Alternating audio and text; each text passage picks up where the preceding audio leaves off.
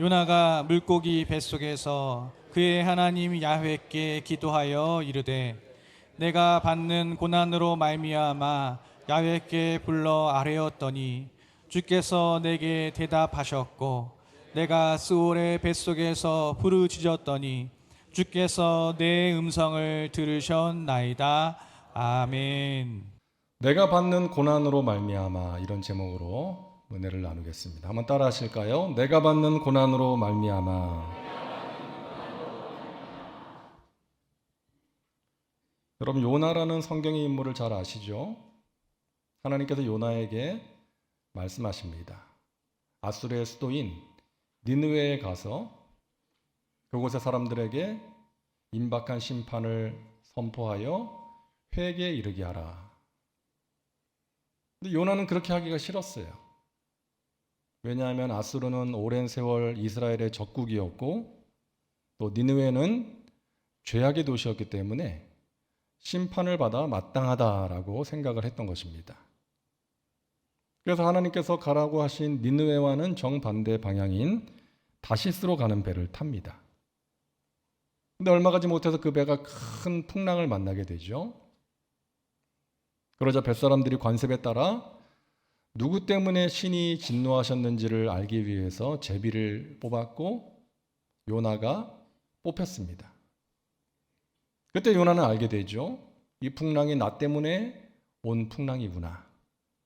하나님께서 보낸 풍랑이구나. 그래서 뱃사람들에게 나를 바다에 던지시오. 그러면 풍랑이 잠잠해질 것입니다.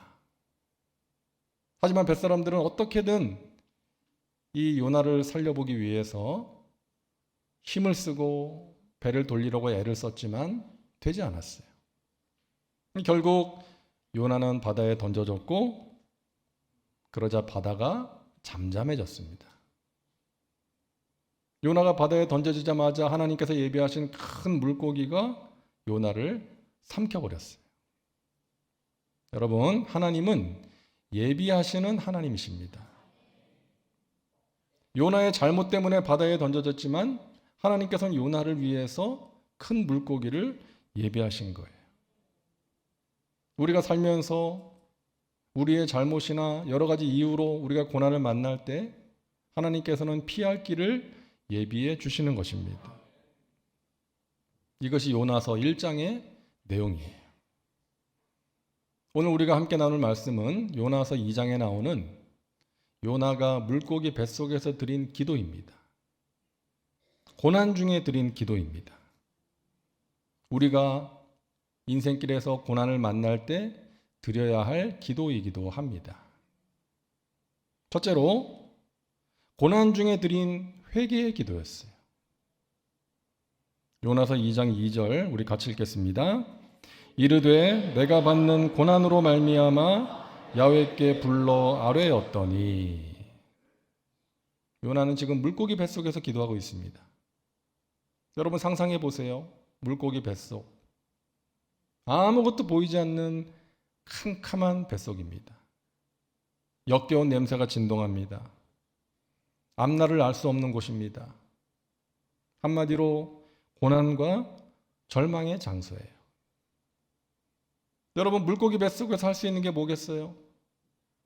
삶을 포기하고 그냥 누워있든지 아니면 무릎을 꿇고 하나님께 기도하는 것이죠. 요나는 후자를 선택합니다. 하나님께 기도합니다. 우리가 살아가면서 고난을 만나죠.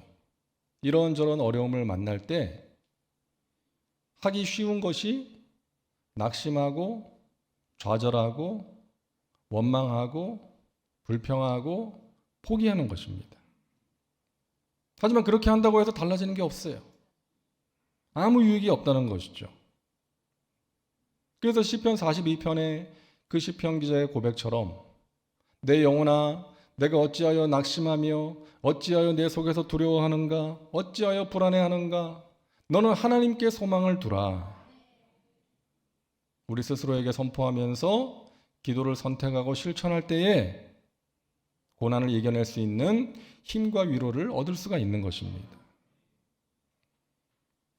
오늘 요나의 모습을 보면서 우리가 고난의 유익이 무엇인지를 알 수가 있죠. 먼저는 죄를 깨닫고 회개하게 합니다. 요나는 하나님의 말씀에 불순종하고 도망을 갔어요. 하나님을 피할 수 있다고 생각을 했습니다. 그것을 물고기 뱃속에서 철저하게 회개했겠죠. 하나님, 제가 하나님 말씀에 불순종했습니다. 저를 용서하여 주시옵소서. 여러분, 하나님께서는 우리의 변화를 통해서 우리가 만나는 이런저런 문제를 사용하세요.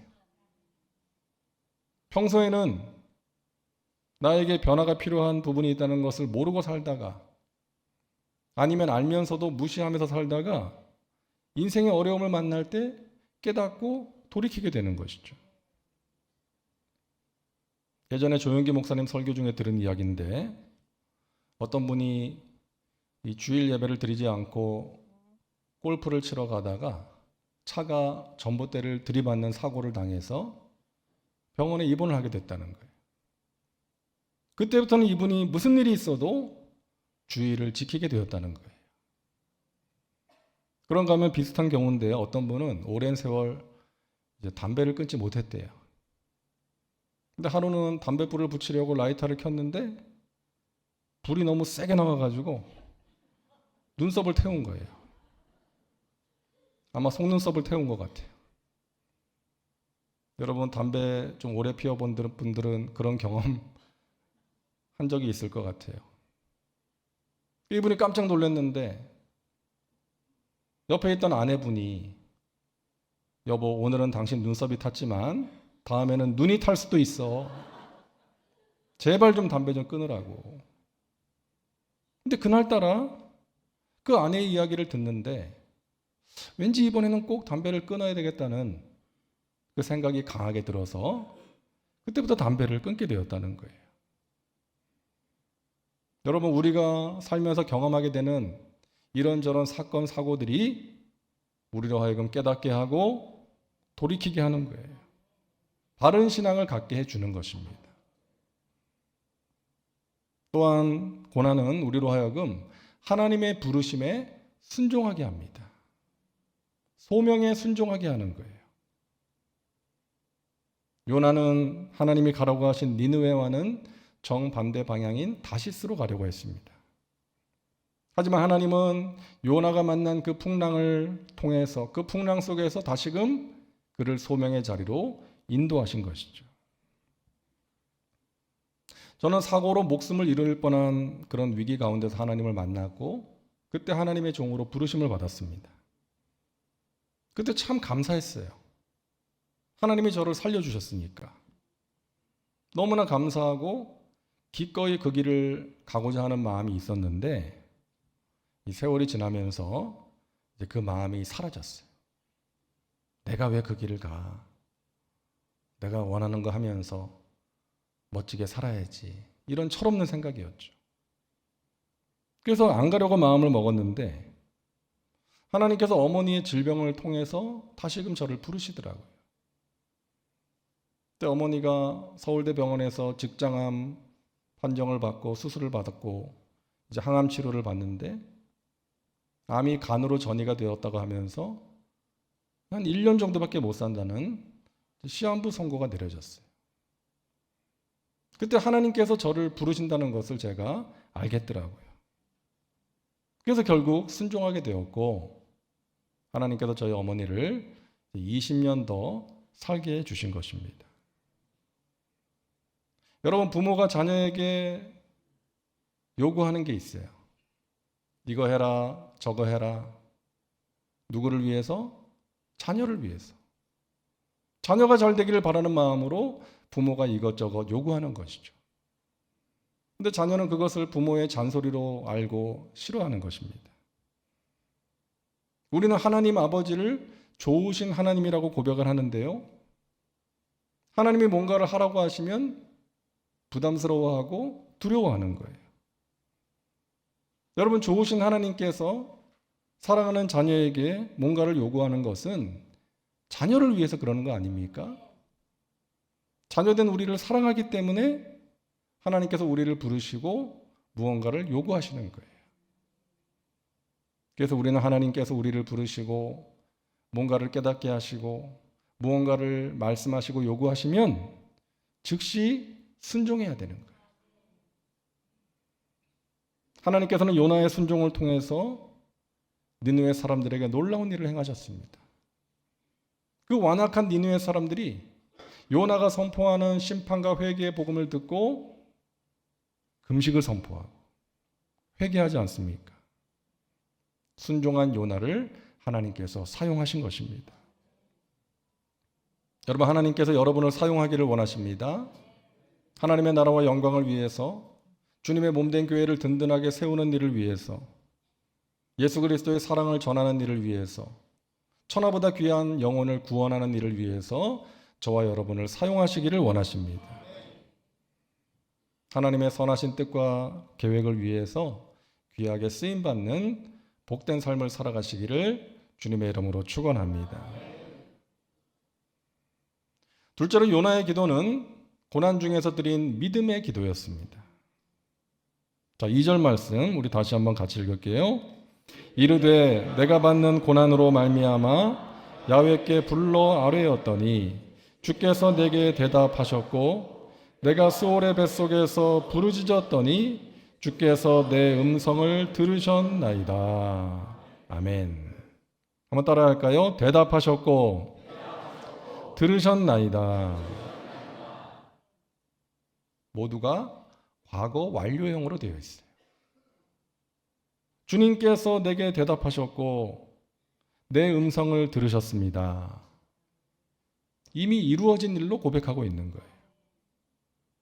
지금 달라진 것이 없습니다. 여전히 물고기 뱃속입니다. 하지만 주님께서 나의 기도를 들으셨다라고 말하고 있는 거예요. 요나서 2장 7절 같이 읽습니다. 내 영혼이 내 속에서 피곤할 때에 내가 야훼를 생각하였더니 내 기도가 주께 이르러 싸우며 주의 성전에 미쳤나이다. 아멘. 여기도 마찬가지예요. 내 기도가 주께 이르렀다. 주의 성전에 미쳤다라고 이미 이루어진 일로 말하고 있습니다. 여러분, 우리도 이렇게 기도하면 어떨까요? 주님께서 내 기도를 들으셨습니다. 나의 문제를 해결해 주셨습니다. 나에게 은혜를 베풀어 주셨습니다. 여러분, 기도하면서 부정적일 수 있을까요? 우리가 누군가를 위해서 기도하면서 아이고 저 사람은 안 돼. 그럴 수 있을까요? 우리가 교회를 위해서 기도하면서 이 교회가 희망이 없어. 그럴 수는 없는 거죠. 나라를 위해서 기도하면서 이 나라에 희망이 없다라고 할 수는 없는 것입니다. 여러분, 기도하는 사람은요, 생각이 달라지고 말이 달라집니다. 하나님께서 기도하는 사람에게 믿음과 소망을 주시기 때문이에요. 답답한 상황이지만 그런 상황 속에서 소망의 빗줄기를 보는 거예요. 여러분, 기도는요, 문을 두드리는 것이고 믿음은 그것이 열릴 것을 기대하는 것입니다. 기도는 문을 두드리는 거예요. 그런데 그렇게 문을 두드리다 보면 기대감이 생깁니다. 믿음이 생겨요. 그 문이 열릴 것을 믿게 되는 거예요. 그리고 그 믿음과 기대가 있으면 하나님의 때를 기다릴 수가 있는 것입니다. 한번 따라할까요? 기도하고 기대하며 기다리자. 여러분, 믿음으로 승리하시기 바랍니다. 믿음으로 인내하시기 바랍니다. 오늘의 교회를 섬기셨던 하용조 목사님이 이런 말씀을 하셨는데요. 믿음은 내가 갖고 싶다고 갖는 것이 아닙니다.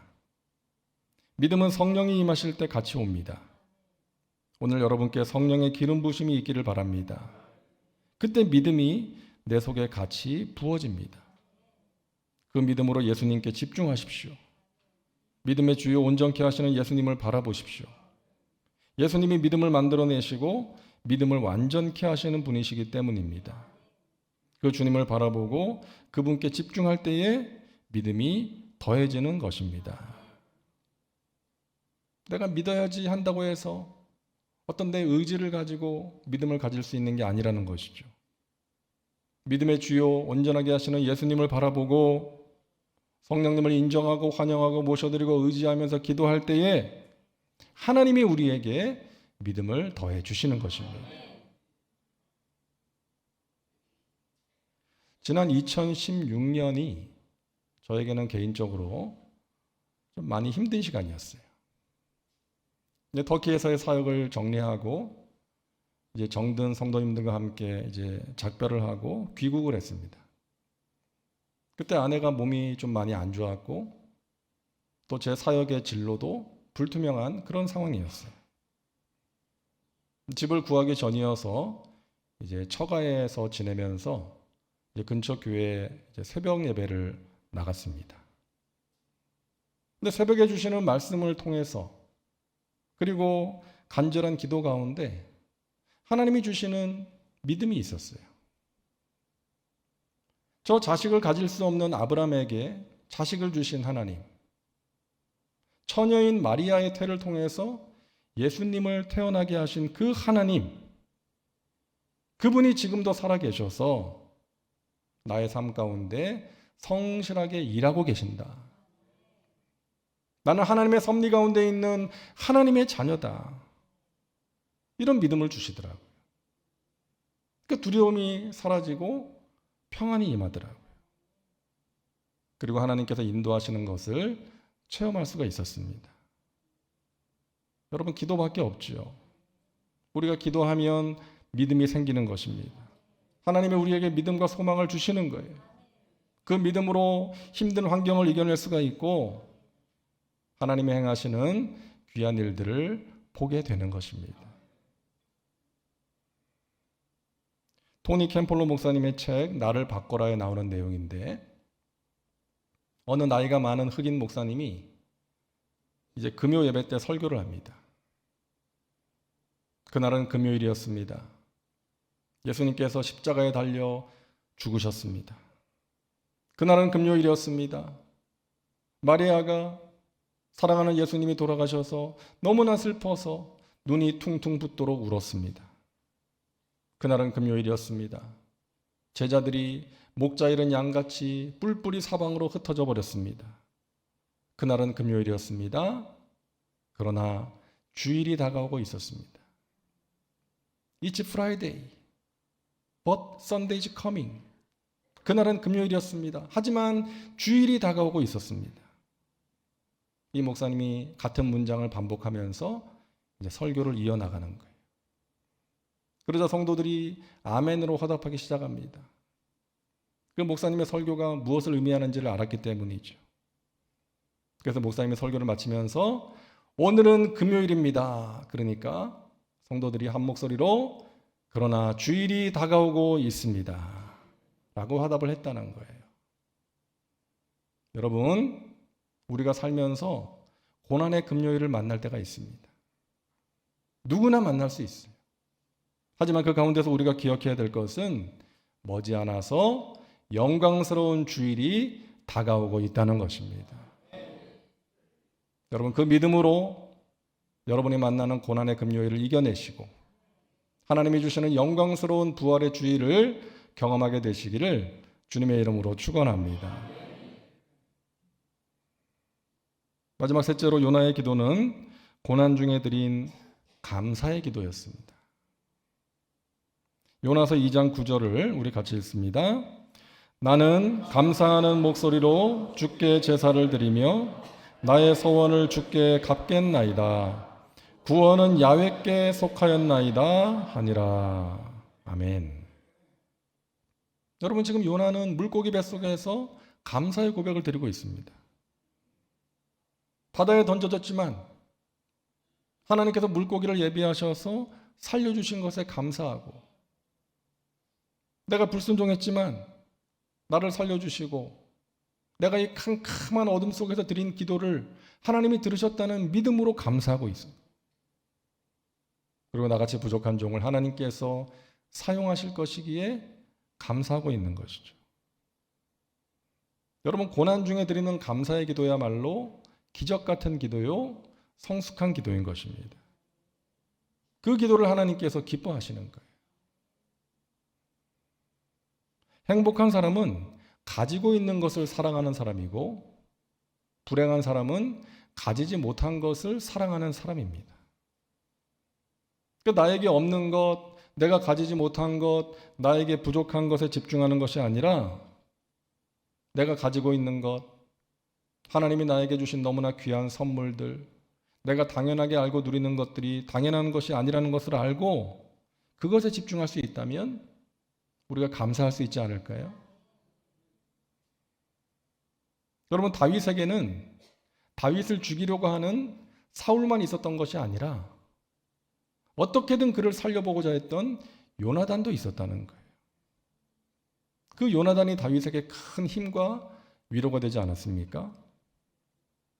그러니까 우리가 살면서 나를 괴롭게 하고 힘들게 하는 사람한테 집중하기가 쉬운데, 그보다 훨씬 많은 사람들이 나를 사랑함으로 나를 위해서 기도하고 있다는 것을 기억해야 될 줄로 믿습니다.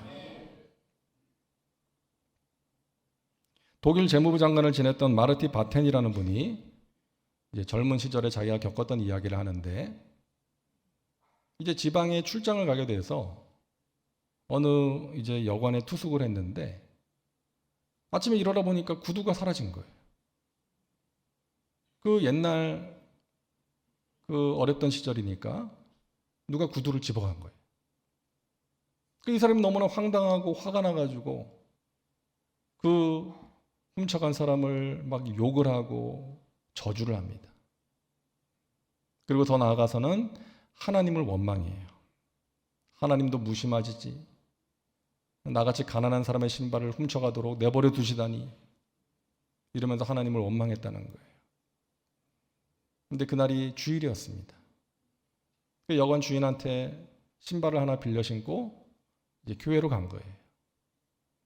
근데 교회에 가서 앉아서 이제 예배를 준비하고 있는데 옆에 누가 와서 앉는데 두 다리가 없는 사람이 목발을 짚고 와서 힘겹게 자리에 앉는데, 그 사람이 기도를 하는데 하나님 감사합니다. 감사합니다. 오늘 이렇게 하나님을 예배할 수 있도록 저를 불러주셔서 감사합니다. 그러면서 감사의 기도를 드리고 있는 거예요. 그 사람을 보는 순간 이 마르티 바텐이 너무나 부끄러운 거예요. 아니, 저 사람은 두 다리가 없는데도 하나님께 감사하는데 나는 고작 신발 잃어버렸다고 하나님을 원망했구나. 그러면서 진심으로 하나님께 회개하고 그때로부터 하나님이 주신 것들에 감사하며 범사에 감사하는 삶을 살게 되었다는 것입니다. 금세기 기독교 영성 작가인 게리 토마스가 일상영성이라는 책에서 이렇게 말합니다. 감사하는 그리스도인들은 하나님의 선하심을 보는 눈을 가진 자들이다. 그들은 선하신 하나님이 모든 상황 속에서 일하실 수 있다는 것을 믿는다. 그들은 하나님의 선하심을 겸손히 받아들이며 상황이 나빠 보여도 뭔가 감사할 제목을 찾는다.